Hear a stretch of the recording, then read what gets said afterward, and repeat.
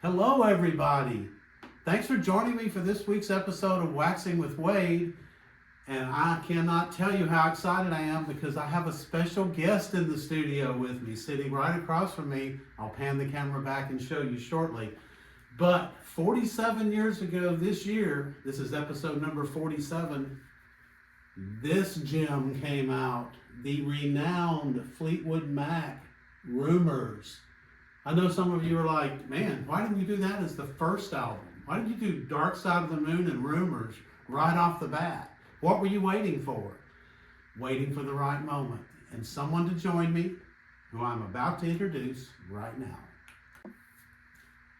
Well, as promised, my special guest here is my wonderful daughter, Catherine, who I'm so pleased to be doing this episode with because she is a big Fleetwood Mac fan, and I'm glad you wore that t-shirt. I meant to tell you to wear that t-shirt, but you did. And I love that shirt. And she loves this album, loves this band, and I'm going to really enjoy talking about it to you with her. Before we get into that, let's just say this album, as I said, came out in 1977. It did win the Grammy for Album of the Year. And we have a great back photos on here. Lean up a little so you can see that. I showed you the front of the album.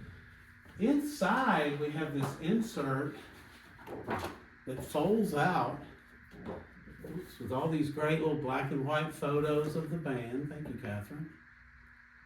And the iconic shot of them inside with all the lyrics and song credits.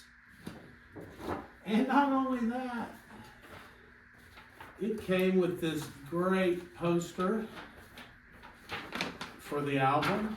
I still have it all here. Help me hold that. I think we're back far enough back so they can see it all. Oh man, I should have that up on my wall somewhere. I was about to say, I should have had that in my dorm room in college. You should have had it in your dorm room in college. What were we thinking, Catherine? I'm pretty sure I had other movie posters. You probably had this album framed in college.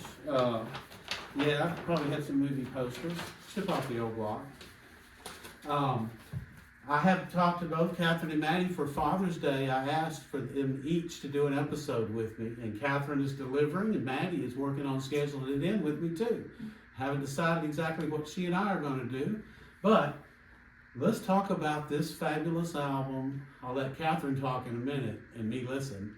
But it is their second album after Stevie Nicks and Lindsey Buckingham joined the band. The first album with them on it was just called Fleetwood Mac, though Fleetwood Mac had plenty of albums before that when they were a British blues band before Lindsey and Stevie joined, as I pointed out in my Buckingham Nicks episode. Also, I'm going to mention it's very appropriate to follow Warren Zevon's Excitable Boy, which was episode 46 last week, and as I mentioned last week, Mick Fleetwood and John McVie played bass and drums on Werewolves of London because all those LA musicians buddied around and played on each other's records and whatnot. Okay, Catherine, let's hear you talk about why you love this album and some things that strike you about it, and then I'll chime in with some of my thoughts too. Well, it's definitely, if not but definitely one of my favorite albums of all time. It's got my favorite song of all time, The Chain, but it's got so many hits, so many good, but even ones that weren't hits, just so, like, every song on this album is so strong that I just have always loved listening to it. Like, it's just a joyous, anytime I'm listening to it, every single song, even the slower ones, are just beautiful, catchy, fun. And they're a band I really like because I think they're harmonizing, their vocals are so strong, but not only that, but their rhythm section, McVie and Fleetwood, I mean the drums and the bass on some of these songs and all the different beats, they're just catchy, fun songs, and I've always liked the kind of mix of folk, country, like some acoustic, but also the rock, the electric, the lead, Lindsey's leads. I just like the mix of the different sounds that they bring. So I just have always ever since, I don't know, I was probably middle or high school when you probably first gave me a CD burn. I don't think we were listening to vinyl at that point. A CD burn of Rumours, and and probably the self-titled, and I just remember loving it immediately. And I always remember you loving Fleetwood Mac. And let me backtrack just a little, because I meant to mention that actually, as you see, Catherine has not just been drinking a lot of beer. She's actually carrying twins there, as most of you know. Our first grandchildren, and due in November. And so there's actually 3 guests on with me today. Catherine, Elsie, and Wallace, which looks like the names they're going to be called. Let me just second your notion that The Chain is my favorite Fleetwood Mac song, and one of my favorite songs of all time, for sure. And also, I want to describe how you were feeling, what you were doing earlier when you were playing it, when you knew you were coming over here, we were going to do this episode. You told me about it. I mean, I do it every time. I'm going to try to restrain myself now when we play parts of it, but every time I put on The Chain, especially on vinyl, and turn up the stereo, I turn it up 3 or 4 different higher volume knobs on The Chain when it comes on, and I just can't, it's like one of those songs that you just can't help, at least I can't help dancing to, grooving to, and just the most passionate air guitar ever is on that, because of the amazing lead on that song. I know. It's just like, I don't know, I just love it so much. So I was just my hair everywhere, just dancing around the kitchen when I was listening to it. And the twins loved it, I'm sure. Well, I'm gonna force them to love it. There you go. Well, and you mentioned his lead guitar. Now, it's not like when you're doing Lindsey Buckingham air guitar, it's not like doing Eddie Van Halen. You're not having to move that much. He plays more simple but very heavy and melodic leads, and in The Chain, it's just 2 or 3 notes. But the way he does it and bends the strings and the driving rhythm of the bass and drums really makes it. And real quick, just Catherine and I are talking about these people like they're our friends, but John McVie played bass, Mick Fleetwood played drums, Christine McVie, married to John McVie, but divorcing during this time, was the lead singer, one of the lead singers. The previous male lead singer, Bob Welch, had left the band, and Peter Green and some of the other founding members were already long gone, though Mick Fleetwood and John McVie had been with them from the start, from the mid-60s when Fleetwood Mac first came out of England, and were a blues band. And anyway, then Lindsey Buckingham and Stevie Nicks joined. Stevie Nicks on vocals, and Lindsey Buckingham vocals, guitar, and studio magic, I guess. Man, they really all contribute on this album. We'll talk about that a little bit. I mean, Lindsey and Stevie joined the band, whole new dynamic, and did Christine retreat into her shell? No. She almost stole the show on both albums. I mean, she was right up there, the strongest songs on both albums, Over My Head and Say You Love Me off Fleetwood Mac, and then we're going to spotlight some of her great songs on this album. She wrote 4. Lindsey wrote 4. Despite their strength, she really still kind of held her own. Because Lindsey and Stevie are obviously music geniuses too, but she still was writing songs and singing. She more than held her own, in my opinion, as we're going to hear. And she wrote 4 songs on this album more than anyone. Stevie wrote 3, Lindsey wrote 3, and they collaboratively, all 5 wrote The Chain. And it was a real collaborative effort, which I know you appreciated with Fleetwood Mac, like the team spirit. Well, they're like the Beatles, Eagles, like those bands, in my opinion, are strong because you had multiple, you didn't have one strong personality that was doing all the singing and the songwriting. You had multiple or all members of the band contributing and collaborating, singing, songwriting, and I think that's part of what made those bands strong. And you're exactly right. I agree with you 100%. Was there anything else we wanted to say before we start playing some music? I'm going to kick it off with Secondhand News, which is one of my favorite rockers by them. Lindsey Buckingham kicks off the album. We're going to play the first part and the end, or near the end, and something interesting about this song, other than Stevie's great harmony vocals, is this song only has one run of the chorus, and it's near the end of the song. We go through about 3 verses until we get to the chorus, and let's hear Secondhand News that kicks this album off. A little reminiscent of the way The Rocker by Lindsay, Monday Morning, kicks off Fleetwood Mac, the album before this.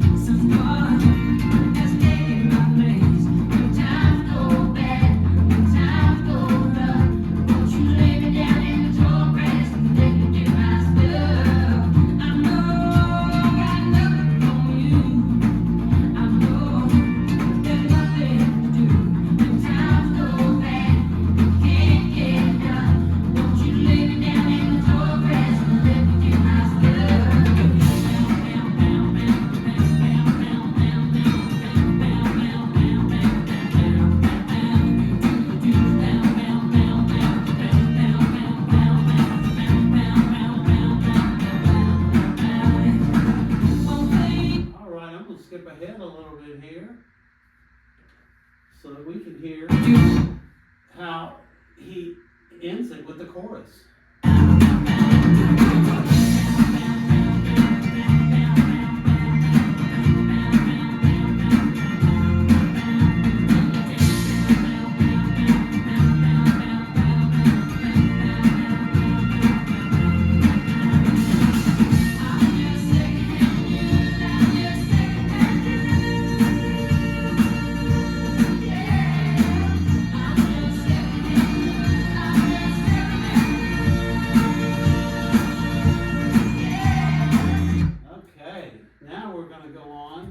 Dreams is up next, one of their famous songs. We'll just hear the first part of it because it's an awesome opening in that first verse. And do you have anything in particular that strikes you about Dreams or that you love in particular? No, Stevie Nicks, of course, went on to have a very successful solo career too, but I do think part of her success is her unique, she's really got a unique voice, and a really pretty sounding, distinctive voice. And I think that often makes her songs that she sings really special. Oh, yes. I'm going to have to get my glasses. I can't see these grooves.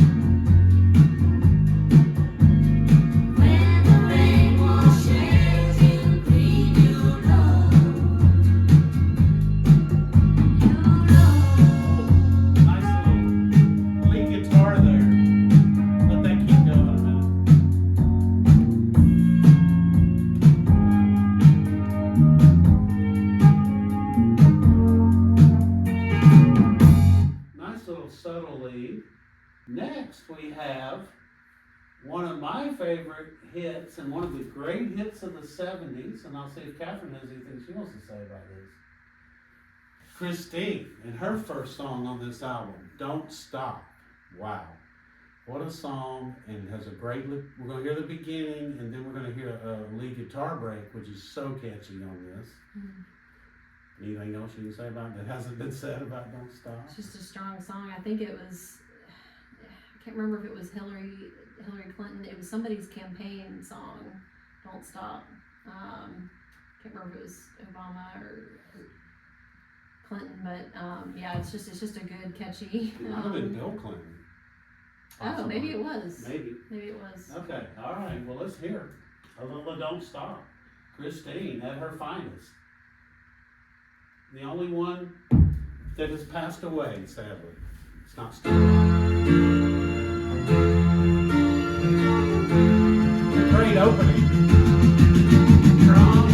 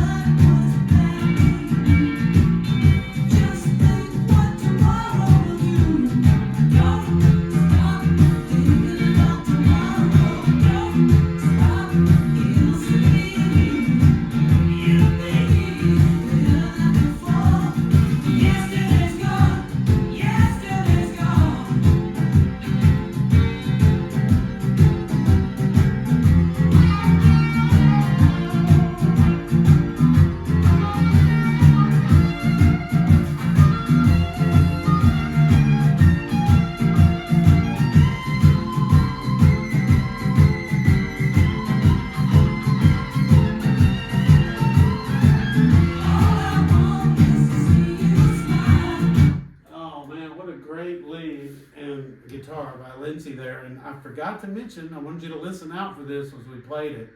So Christine McVie wrote this song, but Lindsey Buckingham sings the first verse. Then they both sing the chorus. Then Christine, they switch off to her, she sings the second verse. And then they both sing the chorus, and they both sing and pitch in on the third verse, which we just heard the very beginning of after that lead break. I think it's kind of cool. We're going to see another evidence of that with someone writing, yet someone else singing lead vocals on another song. Yeah, I was just going to say that about Lindsey's guitar solos. When I was listening to this with Bobby, my husband, he's a guitar player himself, and when he heard some of the leads, he was like, man, that tone, that guitar tone that he had. So he was impressed too with just how Lindsey was able to, the sound he was able to get out of his guitar on these different solos. That's good to hear from a guitar player, because that's something you and I are not. No. No. So we've been bragging about Christine. So we're going to skip over Go Your Own Way. We assume everyone's heard that song a million times, and it's a great rocking song. But if any song was overplayed on this album, it's that one. Just we don't have time to play them all. But we just heard the first four songs, Go Your Own Way's fifth, and this brilliant gem, Inside One, which I would say I could put up with any side of any rock album in history. These six songs, it's about as strong as it sounds gets. It sounds like we're playing a greatest hits of Fleetwood Mac, but this is all on one album. I know. This is Songbird, the beautiful song by Christine. That's just her and the piano. Oh my God. It's a beautiful piano melody. So beautiful. The song almost steals the show for me. I don't have any Waxing with Wade mugs yet. I'm working on that. I got an old Andy Griffith, Barney, you beat everything mug.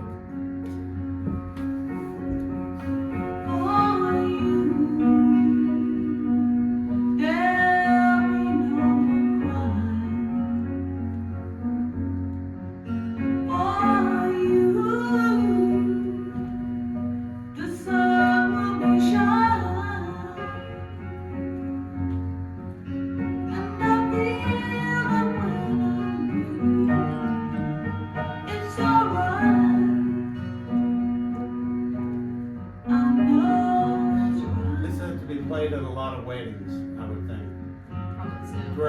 dream song. If I ever get married again, I'm going to use it. Pam's over there listening.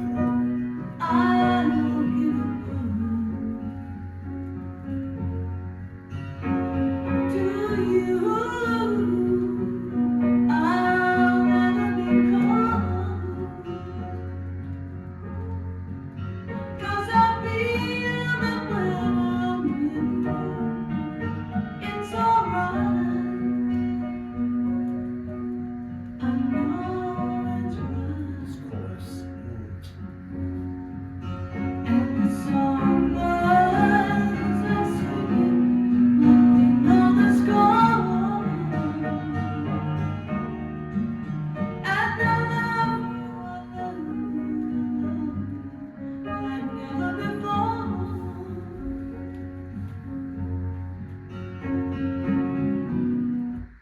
Honestly, I probably would have had it at my wedding if Bobby and I didn't, Fleetwood Mac is one of the few bands that we a little bit disagree on. He's never been that enthusiastic, and it's like one of my all-time favorite bands.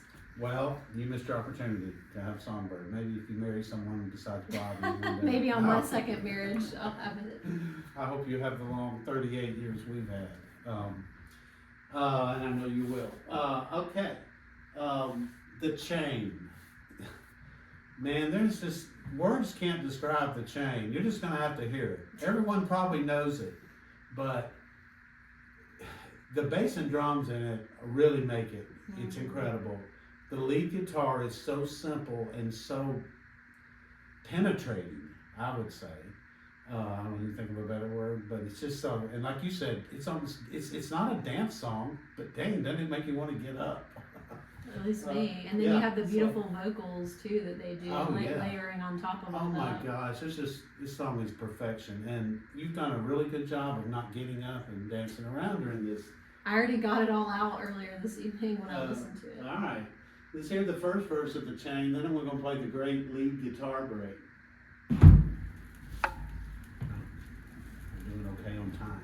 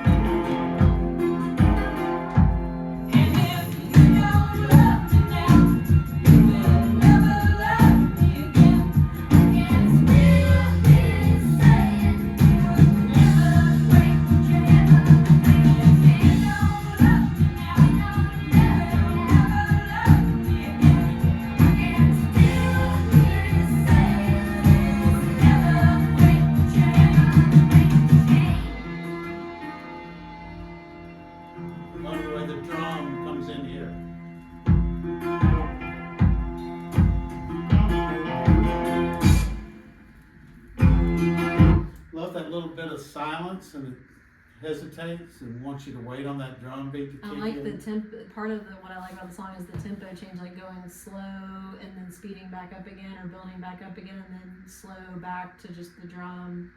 And I like something you said earlier. I'm going to remind you. I want you to mention it, like how amazed you were about their breakups going on all during this album. Both couples, Lindsay and Stevie, and John and Christine, were breaking up or had broken up.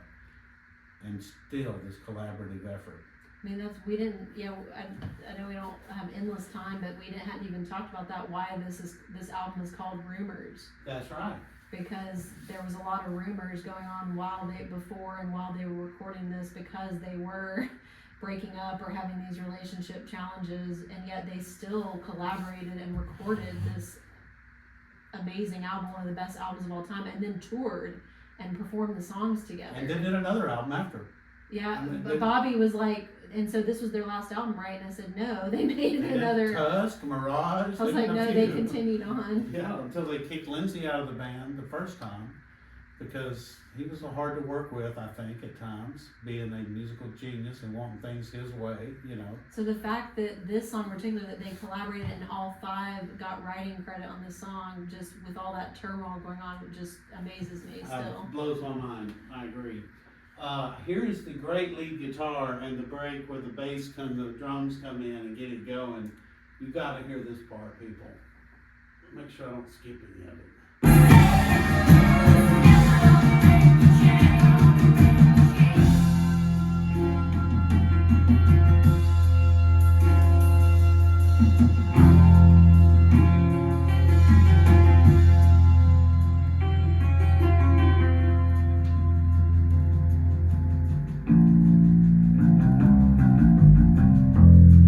Man, the bass sounds so good.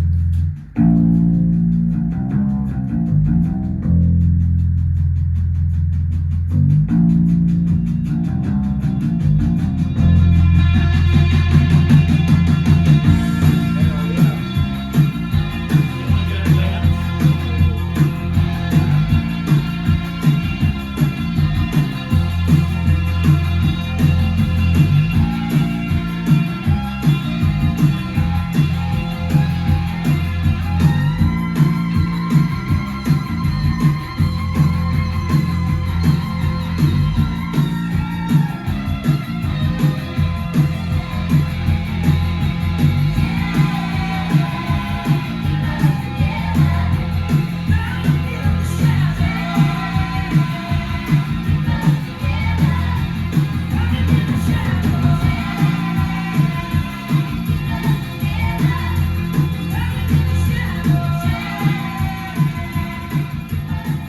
Okay, we're just gonna let it go right into this awesome song. You described it as a little funky, and it is for Fleetwood Mac. You make the love and beat, fun. the rhythm. The beat and the rhythm.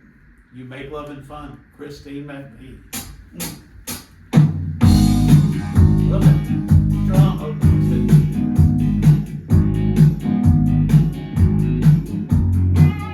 That guitar.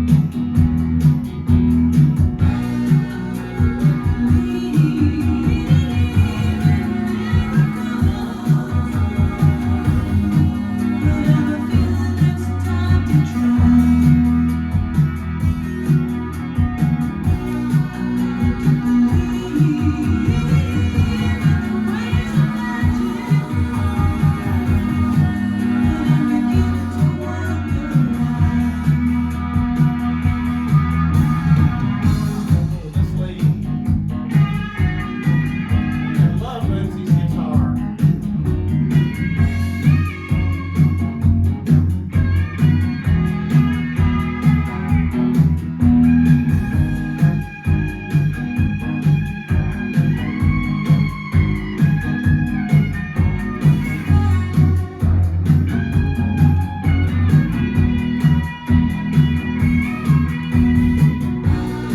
Wow. Love that guitar, love that song. Christine, Stevie, Lindsay, John, and Mick. Love all of you. Sorry, I'm having trouble containing my enthusiasm, especially with my great guest here, Catherine. So we're going to wrap it up.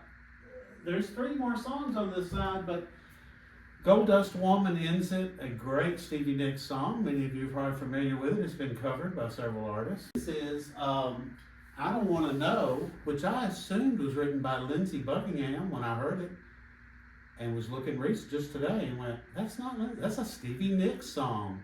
But she doesn't sing solo lead vocals on it. They sing it together, you know. And so amidst their breakup again. amidst their breakup. let's hear I Don't Want to Know, just a little bit of it, and hear them sing wonderfully together, and it's a great catchy song.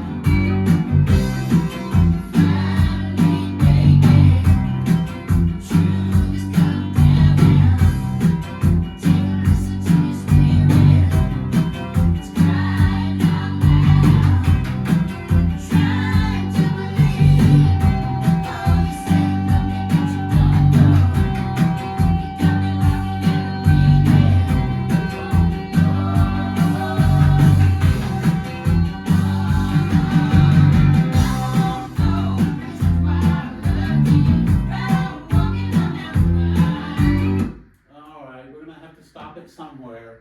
Now, what strikes me about that song is, to me, that is the song on this album that sounds the most as if it could have been on Buckingham Nicks. Kind of has that kind of tone or sound, something they might have done together before they were with Fleetwood Mac. Don't know that it's an older song, it's just, that's how it struck me. I don't know the lyrics. If you look at any of the lyrics on this album, you can see all the subtext of the breakups to me. Oh, and definitely. All Go your own way. That song, it's just crazy to me that, again, that she's singing that with the person that she wrote the song about, most likely about whatever he did or their parting ways. You're blowing my mind. It is really cool to think about. It's like singing a song with your ex right after the breakup. Right. We're gushing here because we love this record. We thought about doing the first Fleetwood Mac that had Lindsay and Stevie, and Tusk. We love those albums. But ultimately, kind of like when I finally decided to do Dark Side of the Moon instead of Animals or Wish You Were Here or The Wall, how do you not do Rumours, right? It's got to get its due, even though we can't do it justice. But we can show our joy over it, right? So anyway, I guess we'll bid everyone adieu. You can say bye to the camera. I want to thank Catherine taking time out of her busy schedule on a work night to film this with me. And I look forward to Maddie's episode soon. And I hope everyone enjoyed that and not just looking at my mug the whole time. Come back next week. I'll have you another episode. Probably just me, but we'll see, of Waxing with Wade. Okay, now I'm going to edit it and cut it there so you can say, let's just see how long this ran this is going to be just the part. You probably ran over 36 minutes.